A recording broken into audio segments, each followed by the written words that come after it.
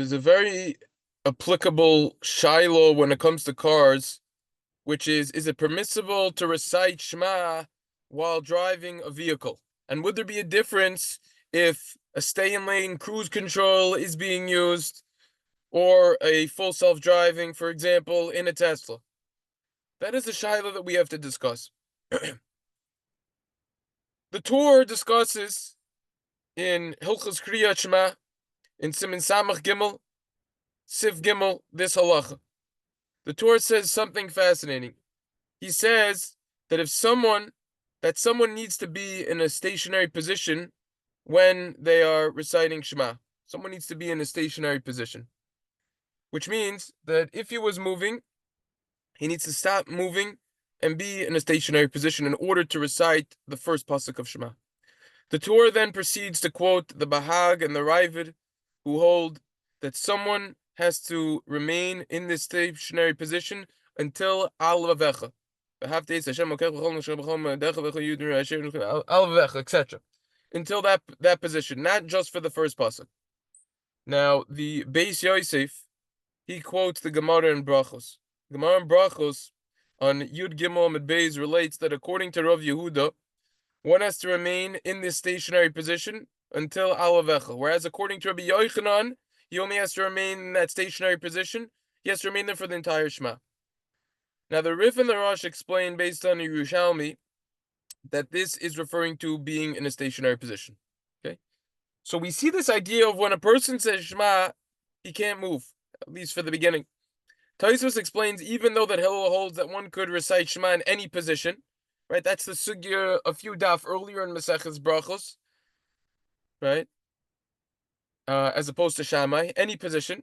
However, nevertheless, explains Tosfos, it's a mitzvah and a muvchar, which means it's halachically preferable to be in a stationary position. Why?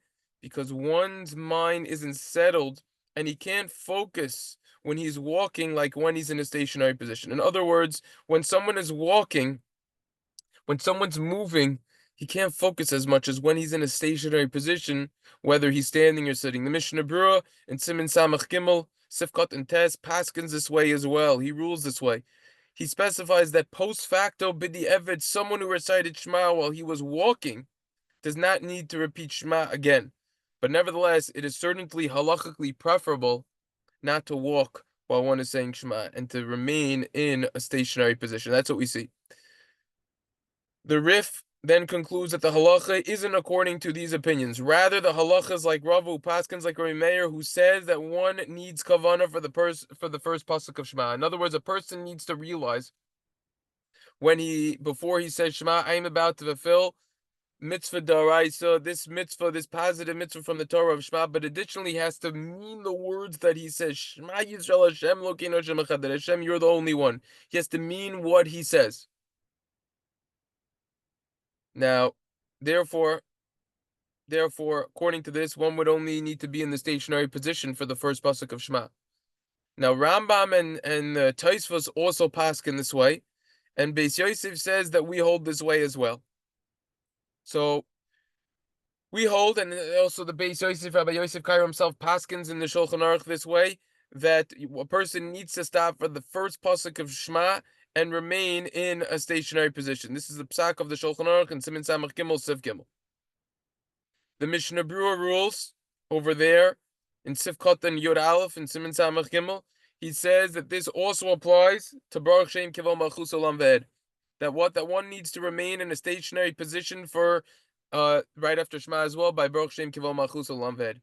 He then says that some are stringent to remain in a stationary position until after the words lebebech, like we saw already quoted in the Torah. Mishna Berura concludes that after that point, one may recite the remainder of the Shema while walking. Now, according to the Bach, only someone who is walking needs to stop in order to recite Shema. Listen carefully. Why? So he can have proper intent, proper kavanah. However, so thank you for being patient for a few minutes to get to this point. However, someone who is riding on an animal or sitting in a wagon is able to have proper kavanah and does not need to stop. In other words, according to the Bach, Someone who is just sitting down in a wagon or in an animal, he's not considered to be walking. In other words, regarding having kavana for the first pasuk of Shema, we don't say, like the Gemara in Kedushin says, roichiv k'mahalech dami. That means riding is considered halachically like walking. The Gemara in Kedushin Alam Gimel Beis says that riding is like walking. According to the Bach, no, we don't say that. If you're riding on an animal or in a wagon, so then it's not considered like walking. Now, obviously, this is going to become applicable because the question is, could a car be compared to a wagon or an animal? We're going to come back to that.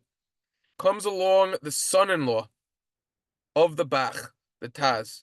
The Taz writes in Siman Samach Gimel, Sifkat and Beis, that his father-in-law, his Shver, the Bach, was only referring to sitting in a carriage or a ship.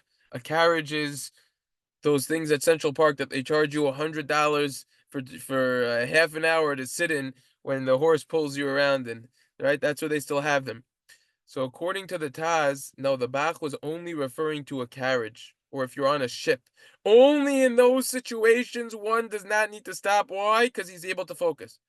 However, someone who is on a horse or is on an animal has to stop in order to say Shema with kavanah.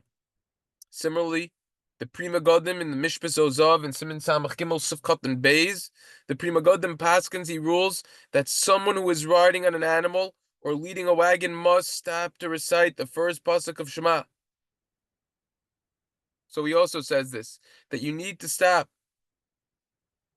So we see that there's a difference between if you're a passenger, if you're on a ship, you're on a wagon, versus if you're actual driver, if you're the one leading the wagon, if you're the one that's leading the horse that you're riding on, then you would need to be in a stationary position. Now, Mishna Berura himself rules in Siman Samach Gimel Sifkat and Yud that someone who is sitting in a wagon or a ship does not need to stop in order to recite Shema. So also we see this concept of being a passenger, you could be more lenient. However, there's a machlokes when someone's riding on the animal, and the Mishna Berura paskens that it's correct to be stringent and stop the animal in order to recite Shema. In other words, you don't need to get off the animal, just stop the animal, keep the animal in a stationary position so you don't need to worry about holding the reins and hitting the animal and steering the animal properly, etc. So stop the animal. Very good. That's all when it comes to animals, and that's all when it comes to saying Shema while walking. What about when it comes to reciting Shema while in a vehicle? So based on all this information, now we could go into cars. The Piskei Teshuvos in Siman Samach Gimel's footnote 18, Piskei Teshuvos rules that passengers in a car may recite Shema unlike the driver.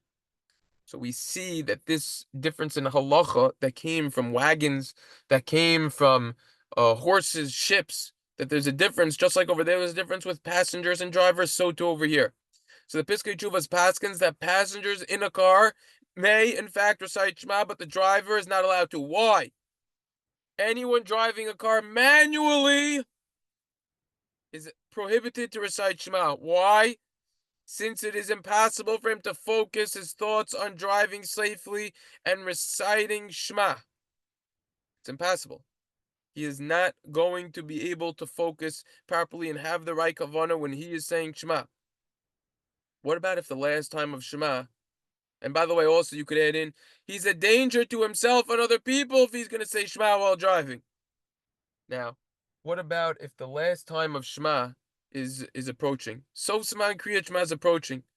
So then in that case, he would need to pull over. So if the sof siman of Shema is approaching, then he would need to pull over to the side of the road. In other words, you should pull over to the side of the road rather than recite Shema while driving. Now, what's the difference between an animal that technically some are saying it's permissible, even when you're riding the animal in a car? The answer is, when you're riding on an animal, that doesn't require as much focus as when a person is reciting Shema himself. An animal doesn't require that much focus. When a person is in a vehicle, when a person is in a car, that requires a lot more focus when he's in the vehicle to drive, as opposed to the animal. So that's the point that they point out. That's the Piskei Teshuvos in footnote 18 that he points out. He also says this in Oz Gimel in the Piskei Teshuvos. So that's the idea when it comes to a manual car. The question becomes, and by the way, the source of this Piskei Teshuvos is based on a psak of Rav Shlomo Zalman Auerbach, also in the halacha Shlomo. The question that comes up over here is, what about a self-driving car, or a car that uses a stay-in-lane cruise control technology, which basically means that the car will stay in the lane for you, and it will keep the speed limit that you set it to go that speed limit. And if the car in front of you is going too slow, so then it will automatically slow down. So there's minimal input. Could we say that a car that has a stay-in-lane cruise control or a full self-drive is comparable to riding a donkey or a horse, in which case technically would be permissible, at least according to some, because it's a machlokes over there? Or could we say that no, that this would be subject to something that requires more attention and therefore will be prohibited? What's the halacha nowadays? So anyone who just gives a yes or no to this answer, I think is totally missing the boat. It's totally off, totally wrong. I think we need to ask no less than 10 questions in order to answer this one question. Number one, which I also saw someone else discuss, and he gives a controversial psak, according to my opinion, which argues on Rav Shlomo Zalman Auerbach is not so pashut. But is the road straight or windy? On a windy road, especially with many cars and their current abilities of stay in lane cruise control, it just comes out of the lane. It doesn't stay in the lane. It can't stay in. So you have to know your vehicle and the technology that you're using, and also know the type of road. Number two, how accurate is the stay in lane cruise control? Like I was just saying, sometimes it's without warning. You're literally in the stay in lane cruise control, and then boom, you're just out. It doesn't even warn you. Number three, how well is the person sitting behind the wheel able to focus? It's another question that has to be asked. Number four, is this the last time to recite Shema? Is the last time approaching? Number five, what are the weather conditions? If it's raining or pouring like crazy outside, so that's not a good time to start messing around and thinking about other things while you drive. Number six, is it very dark? And is there bad lighting over there? Number seven, how fast are you going? Maybe there's a difference if you're in bumper-to-bumper traffic, you could be more lenient. However, if you're going 75 on a highway, that's not so simple. Number eight, are you a good driver? There's all different types of drivers out there. I would assume most are bad drivers, honestly. A lot of people should probably go back to driver's ed school. That's just my opinion. But are you a good driver or not? People literally don't know the rules, and some people aren't good drivers. Number nine, how experienced are you with the stay-in-lane cruise control or self-driving cars? And within this question, part two, how easily are you able to take over, so to say, if needed? If you see that something's happening and it could cause an accident, how easily are you able to take over? And number 10, how comfortable are you with stay-in-lane cruise control or the full self-driving system? AK, will this actually detract from your kavanah or not? So you have to know yourself. So the answer obviously is going to be case dependent, but in general, according to my humble opinion, it's good to be in a complete stationary position rather than risk one's life. Albeit, even though it would only be a small chance of a fatal outcome occurring, nevertheless, just not worth it. Even though one could recite Shema by heart, and you'll say, what's the problem? Nevertheless, I think that the shoirish, the root of this shiloh, of this question, exists specifically by the first pasuk of Shema. By the first pasuk of Shema, we know that the custom is to go like this. Put our hands over our eyes. Shema Yisrael Hashem Elokeinu Hashem Echad.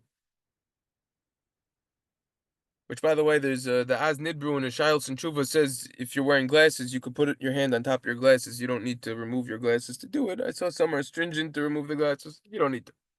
Anyways, so that's the root of the Shiloh. So when a person's gonna put his hands over his eyes for a few moments over there, for a few seconds, that could be very dangerous. Even with today's stay-in-lane cruise control and self-driving technology, could still be dangerous.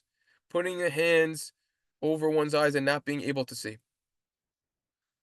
So this leads us to a new question, which maybe could help with the original question. Could a person say Shema while driving in a stay in lane cruise control, or a Tesla with full self driving?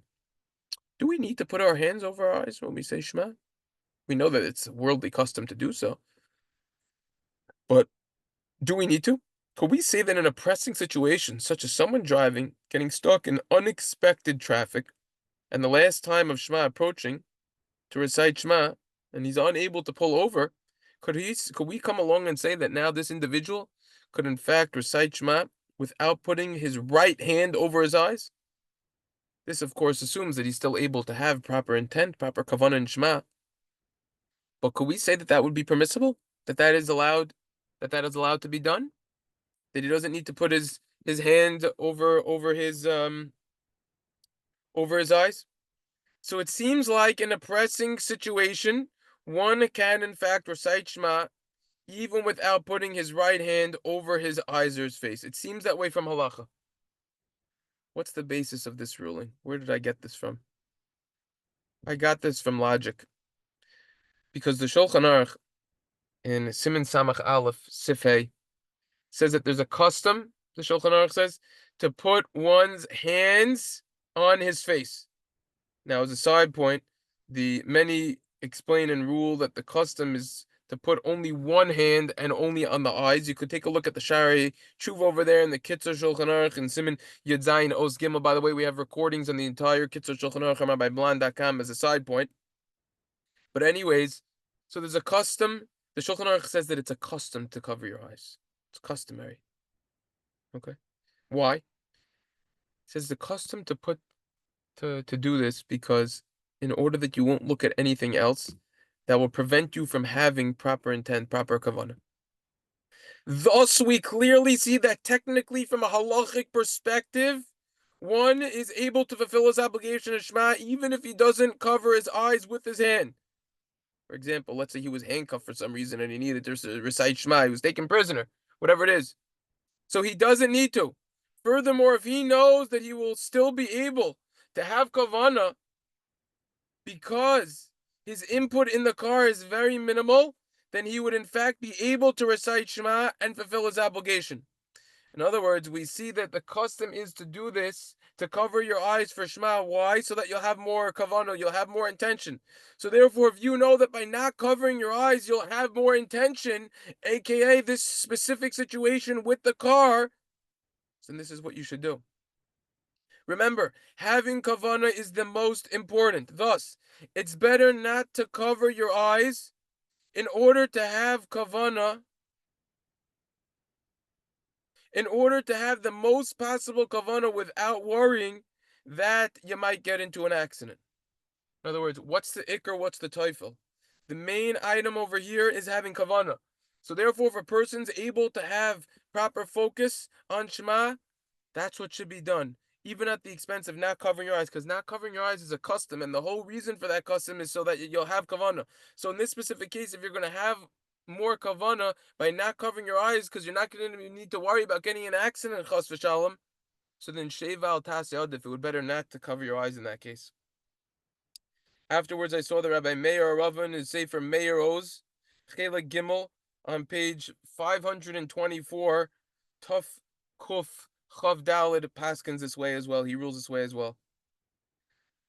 Now, I just want to add in that before reciting Shema, a person should set the stay in lane cruise control to the flow of traffic. Don't try to go faster than everyone else, because that also could be distracting. Set it to just the flow of traffic, what everyone else is doing. And if a person is using the full self-driving, especially if they're in hurry mode, and if they don't have the setting taken off that it should do minimal lane changes, put that setting on. Minimal lane changes. Set the speed to a speed that it's not going to be faster than everyone else, so it won't start doing lane changes when you're in the middle of saying Shema, which could also detract from your kavanah. Prevent the automatic lane changes from happening, which could very well be distracting. So that's basically my lenient psak when it comes to Shema, of saying it with your eyes open. That's what I think the halacha would be in this pressing situation. But at the end of the day, a person has to realize that a person has to pre-plan when he will daven before venturing out on a long journey in order that he won't get in this situation. And if a person is traveling around rush hour time, it's expected Rush hour starts around 2, 3 in the afternoon, and it goes for another 3, 4 hours. So you got to know, just daven before you get out there. Also in the morning, rush hours in the morning. Rush hours from around 6:30 in the morning, maybe really 6:30. It starts the traffic bad. 6:30 to around, I don't know, 9:30. That's when it's bad. So if it's those times, you got to know before. Sundays could be bad. Anytime after 11 Sundays in New York, worst traffic in the entire United States of America over here, maybe worst in the world. It's definitely up there. So a person has to know, person has to make a cheshbon. He has to pre-plan on before he goes on a long journey in order that he won't get in this situation. Pasuk in Koheles says, Chacham ina beroisha. Pasuk in Koheles, Perik Beis, Pasuk Yudalid. This means that the wise person's man, his eyes are in his head. What does that mean? Everyone has eyes in their head. So the Ibn Ezra explains that a chacham, a wise person, his eyes direct him to go in the proper way. The fool doesn't have any direction. He doesn't know where he's going. Rashi quotes the Koheles Rabbah that explains differently. The wise man, he analyzes the potential, the future, what will happen in the future based on what he's doing now. Similarly, the Gemara in Meseches Tamid, on Daf Lamed Beis Amud Beis, the Gemara in Tamid over there says, Ezehu chacham haroyas anoiled. A wise person, he sees what will be born. He sees what I do now, what will be the repercussions of my actions based on what I do right now. He sees in the future what will happen if what he does it now. In other words, we have to look in advance. We have to see the repercussions of our actions and the result that they will bring. In other words, we have to realize, look, if I leave late, if I don't leave enough time, maybe I'm gonna get in this bad situation. Maybe I'm gonna get in the situation where I might be forced to recite Shema in the car. So therefore, a person needs to be careful. I used to play a lot more chess back in high school as a captain of the chess team. And the best chess players know they're able to think many, many moves in advance. Life is like a game of chess. Chess requires, I would argue, it's the most mental skill, and knowledge needs to be used out of any other board game in the world, I would argue. More skill than any other game. And it requires a tremendous amount of mental capacity. But the best players, they see many moves in advance. And they decide where they're going to move based on what could potentially result many moves later. The best chess players, they'll sacrifice pieces in smart scenarios. And for the average person, I think, what are you doing? That doesn't look smart. But they don't realize that the guy's thinking 6 moves in advance. They train their mind to do this. This is life. The more a person sees in advance that this world is fleeting and the next world is coming, the greater our chance for success. And so too when it comes to this journey. Think in advance. Our lives will be better if we see the repercussions of our actions from the beginning. This will save us from a lot of unwanted sorrow and pain. The truth is, we can learn this principle from Hashem. Hashem created this world with din, strict judgment. But Hashem looked in the future and saw the world would not be able to handle this strict judgment. It's not going to be able to endure. So Hashem combined the din with the rachamim, the strict judgment with the mercy. This concept could be learned also from the halachas of Shalashudis. The Shulchan Aruch paskens in siman Reish Sadi Aleph. He says that during the winter, one needs to be careful not to eat too much at the Shabbos Suda during the day, after shul, at lunch, in order that he'll be able to eat Shalashudis. The Mishna Berura over there in Sifkat and Dal, the Mishna Berura over there explains. Sorry, that's the, yeah. So the Mishna Berura over there explains that during the winter, one needs to be very careful with this. And one needs to be careful with achilas kasa, which means overeating.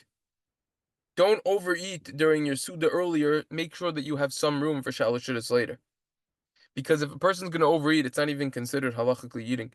In life, we have to look at the long run rather than the short one. We have to foresee the results of our actions. So in short, to summarize everything, that one needs to be careful that not to let this happen, not to get in this situation where a person would need to recite Shema in a car. However, if it did happen, do it without without putting your eyes over your head in the stay in lane, cruise control, or in the full self driving technology. I just want to now do a screen share with what I have from all of these sources. I want to do a full screen share to show everyone the sources for today if you're interested for yourself, so you could look up the sources that I have that I used to put this together. So I just want to do a screen share. Here's Shema. Can one recite Shema? Here's the Torah. And I'm not attaching the PDF documents in the description because apparently it's complicated. You need to use Google Drive. It's just, this is, I think, easier method to do. So here's the Torah in Samach Gimel. The middle is the Torah, and the left is the Beis Yosef, which I quoted. Here's on the left. Okay. And here's the bottom. This is the Bach on the right side. This part over here. That's the Bach. And then this is the rest of the Beis Yosef right over here. And it's highlighted. That's all you need to know from the Beis Yosef. This is the Sefer Meir Oz that I just quoted about saying Shema when you'll have more kavana when you are not closing your eyes. Right over here. Based on that idea. That's the Meir Oz. This is the Mishna Berura in the halachas of sorry. That was the Oz V'Hadar Mishna Berura. I didn't quote that. Thought maybe I would. This is the regular Mishna Berura and siman Samach Gimel. Halachas Kriyat Shema. Zoom it in. This is the second page of the Mishna Berura. Sorry, I'm gonna open up the first page. This is the first page of the Mishna Berura. So bear halacha over there. See, there's the first page on the bottom. Zoom it in. And here's your Piskei Teshuvos.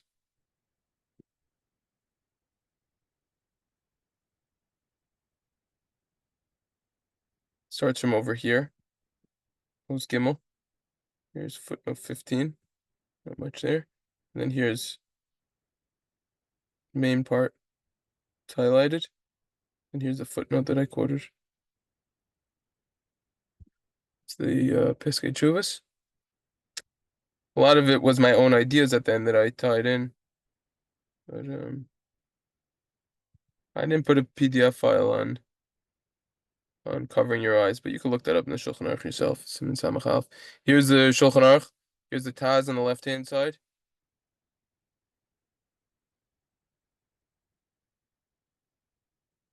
This is the Pri Megadim and the Mishpat Zahav, right over here. Continuation of the Shulchan Aruch. And that's everything. Those are all my sources to share, and that is, I think, what is my psak on Shema. Interestingly, I find it fascinating that I looked around in many Sfarim, and also online. I looked around. Does anyone talk about this shaila? And I haven't found anyone who discusses this shaila. And in fact, very little halachas are discussed with self-driving cars in general, other than